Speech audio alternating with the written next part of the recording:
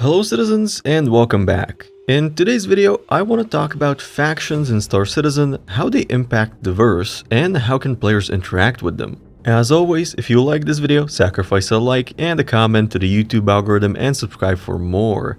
And here's a shout out to our amazing patrons for their support of the channel and the Armory. Also, a friendly reminder that the Comm Relay talk show is now happening every Sunday on Twitch, so join us as a viewer or as a guest. Speaking of Comm Relay, I was originally given the idea to make this video by a guest on the show while we were talking about Pyro and the factions that reside there. We also know that CAG are putting a lot of effort into creating bespoke assets for these factions, and that they're putting a lot of emphasis on placing them into the world.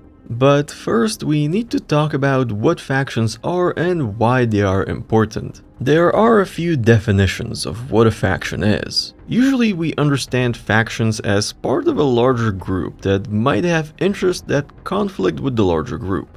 But in the context of Star Citizen, we consider factions to be groups of some kind operating within the verse on various levels. And obviously these factions can have factions of their own. For example, UEE is a faction, but at the same time the UEE Navy is a faction within the UEE.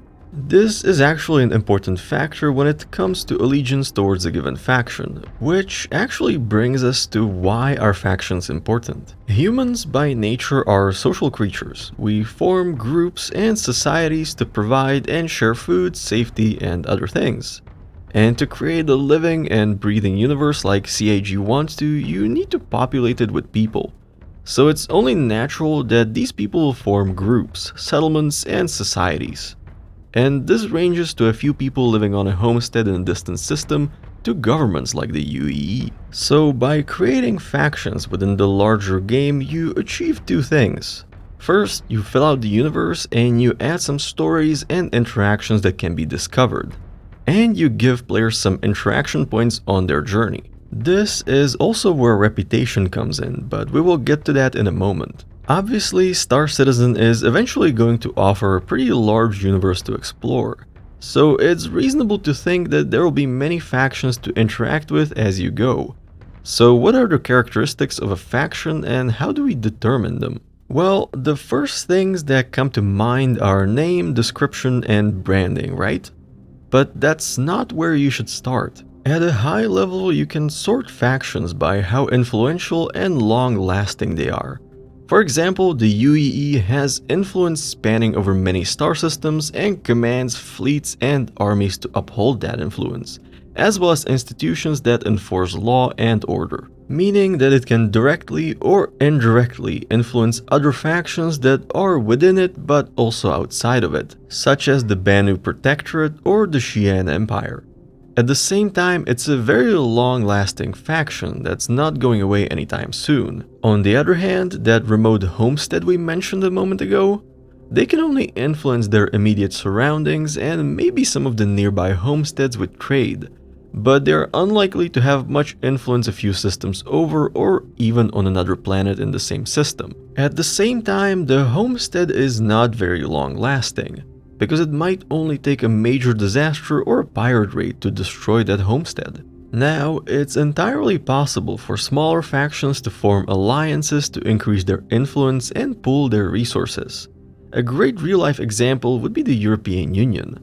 In Star Citizen, this could be several homesteads forming a collective to share resources and trade or provide mutual protection. Then you can also look into how a given faction exerts their influence. And you can generally split this into political influence, economic influence, and military influence. Now, a faction doesn't have to exclusively focus on one of those. For example, the VeeroTech Corporation has a major economic influence, and with that comes some political influence, but their military influence is limited to a self-defense and law enforcement force. What does this mean? Well, for example, the VeeroTech Corporation can make major investments even very far away from their homeworld, or they can lobby with the UEE for certain laws, but they're unlikely to mount an armed incursion into Pyro. On the other hand, let's look at Ninetales. They have little political influence because they don't really care about that, but they have some economic influence because they disrupt cargo movements and industry, and they have some military influence because they have the guns and courage to take what they want. If you wanted to quantify this, you could do so by how many assets of what kind the faction can mobilize to do something. For example, Xenothreat probably don't have many politicians in their ranks, but they definitely have some stolen funds and can field an incursion into Stanton using an Idris or two. So what's next? Well, you need to look into what kinds and how many factions of each kind can realistically exist in a given area. This is the difficult part, and it really depends on the general state of affairs you want to have in that area. Let's take Stanton for example. While the UEE holds overall control of the system, the corporate governments of each of the major planets control and police their parts of the system, and generally they don't try to encroach on each other, at least in terms of capturing planets and so on. However, politically and economically, there might be some pressure, which creates an interesting environment for traders and other industrial professions. Then you also have several smaller companies that also operate in Stanton with various levels of interactions with the main factions. For example, Shubin Mining might just be leasing land and mining rights from Crusader, but they also might have a material supply contract. At the same time, you have the outlaw factions like the inhabitants of Grimhex and Ninetales or even Xenothreat that have some criminal influence on their surroundings and are taking advantage of the potential lack of coordinated response to their actions. On the other hand, in Pyro, the situation is much more heated. Lacking any rule of law makes Pyro a perfect place for a well-armed group to build strongholds and gain influence through military means. There are also some major points of interest left behind by previous activity, so it would make sense that the strongest factions are going to take control of them. That's how we get the major stations being controlled by the Rough and Ready gang. Now, the interesting thing is that even outlaw factions would likely try to establish some kind of order, because chaos and violence interferes with business, and most pirate factions are in it for the money. So you probably shouldn't expect great healthcare, and shootouts will probably be pretty common. But any larger scale interruptions will likely be brutally put down. At the same time, there is a solid chance that factions of all sizes in Pyro are going to try to improve their position and hurt their enemies. So there will be some effort to seize and defend strategic areas like production facilities or resource fields and exploit them for their gain. And that's how we get to the next important piece of the faction puzzle: relationships between factions. Now, this is the fun part, because you might think that factions can be neutral or allies or enemies. But that's not entirely true. For example, let's take a look at the relationship between ArcCorp and the Blackjack Securities Company. They are technically allied, but on a contractual basis. ArcCorp contracts Blackjack to provide security around their planet. So by doing work for Blackjack, you might not gain much reputation with the ArcCorp Corporation because you're just a contractor of a contractor. At the same time, Blackjack taking major losses in another star system might not impact their relationship with ArcCorp much. On the other hand, let's take an outpost on Pyro. This outpost might have good relations with other nearby outposts based on trading food and other useful items. But at the same time, this outpost could be allied with one of the outlaw groups in the system. The outpost might be paying or be extorted for protection, so attacking the outpost will probably decrease your reputation with that outpost and its allies, but attacking the outlaw factions that extorts them might not impact your reputation with the outpost at all or even improve it. So you see how relationships between various factions define not only their interactions and possible encounters, but also how they react to the player.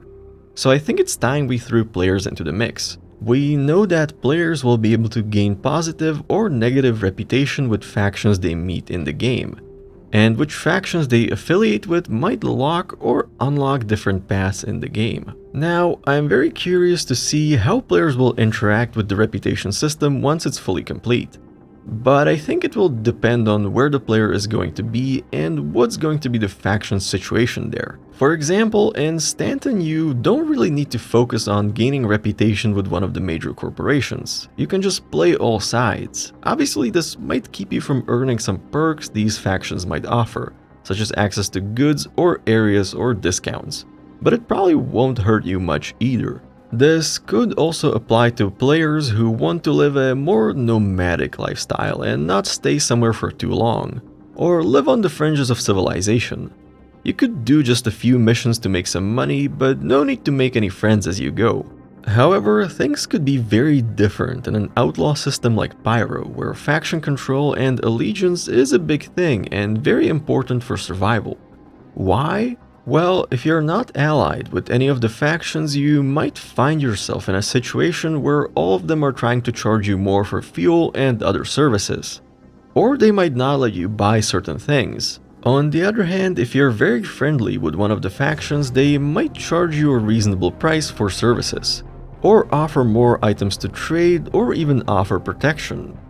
But at the same time, this might put you into hostile territory with some of the other factions and their allies. And this is a major feature that we're currently missing in-game, and I think it needs to be implemented when Pyro comes out with 4.0. For example, when you have a good reputation with the Bounty Hunters Guild, it should be very difficult for you to visit places like Grimhex. Or in Pyro, when you're on very good terms with one of the factions and another player kills you, that player should lose some reputation or even be targeted for revenge. Could be pretty interesting to see Pyro gangs put out hits on NPCs and players that kill their members. This could result in some very interesting and dynamic interactions between factions, and I think Pyro provides a good testing ground for this system because of the violent and unstable nature of the area. CIG could also look into creating localized dynamic events where one gang is trying to take a location from another one and players can help attack or defend to gain reputation and rewards. But ultimately, all of this hinges on the reputation system being expanded at some point, and from the looks of it, that effort is not underway yet. But maybe CIG will come back to it after 4.0. And with that being said, that's all for today. What do you think? Should faction warfare be a feature of Star Citizen? What interactions would you like to see between players and factions? Let me know in the comments. Thank you for watching, fly safe, and I will see you in the verse.